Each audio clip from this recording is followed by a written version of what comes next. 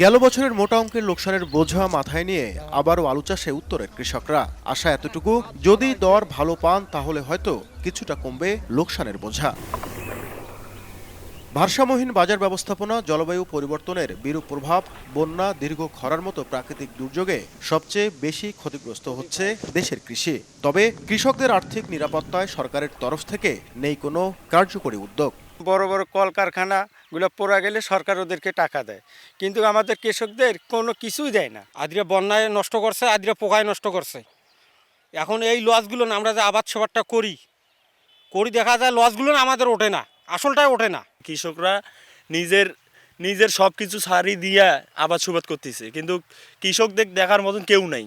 আর্থিক প্রতিষ্ঠান বিভাগ, বীমা উন্নয়ন ও নিয়ন্ত্রণ কর্তৃপক্ষ আইডিআরএ এর তথ্যমতে প্রতি বছর প্রাকৃতিক দুর্যোগে মোট উৎপাদনের 10 থেকে 20% পর্যন্ত ফসলহানি ঘটছে।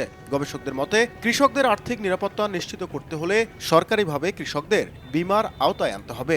যদি আমরা কৃষকদেরকে বীমার আওতায় নিয়ে আসতে পারি, তাহলে প্রতি বছর কৃষকরা যে পরিমাণ ঋণ গ্রহণ করে তারা পণ্য উৎপাদন করেন, সেই ঝুঁকিটা কমানো সম্ভব। যদিও কৃষি বিভাগের এই কর্মকর্তার দাবি, কৃষকদের জন্য কৃষি বা শস্য বীমা না থাকলেও যে কোনো দুর্যোগে ক্ষতিগ্রস্ত কৃষকদের সহায়তা করছেন তারা। প্রণোদনা হচ্ছে কৃষককে উৎসাহ যোগান। তো সুতরাং মূল কথা কিন্তু একটাই, যে কৃষকের পাশে সরকার আছে, কোনো না কোনো ফর্মে সরকার সহায়তা দিয়ে যাচ্ছে। বিশেষজ্ঞদের মতে যে খাতে দেশের মোট শ্রমশক্তির 42% নিযুক্ত এবং জিডিপিতে যার অবদান প্রায় 14%, সেই খাতের অন্যতম চালক কৃষকদের অর্থনৈতিক নিরাপত্তায় নিতে হবে টেকসই পরিকল্পনা। তা না হলে ঝুঁকিতে পড়বে দেশের খাদ্য নিরাপত্তার বলয়। প্রাকৃতিক দুর্যোগ, দুর্বল বাজার ব্যবস্থাপনা এবং সিন্ডিকেটের কারসাজি সহ নানামুখী চাপে কৃষকরা যখন টিকে থাকার লড়াই করছেন, তখন প্রশ্ন উঠেছে কেন দীর্ঘ সময়ে কৃষকদের বীমার আওতায় আনা সম্ভব হয়নি।